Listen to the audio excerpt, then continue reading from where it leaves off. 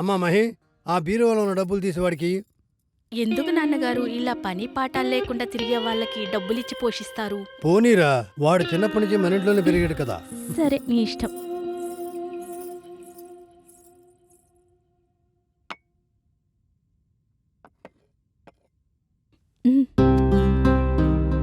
సాయంత్రం అక్కడికి రా.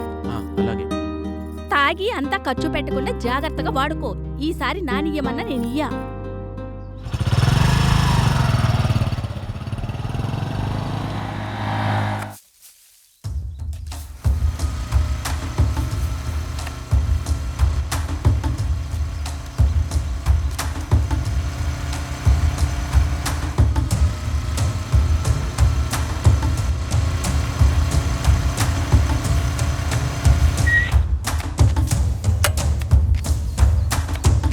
రేయ్, ఎవడ్రా చెరువు కట్ట కట్టేసేది?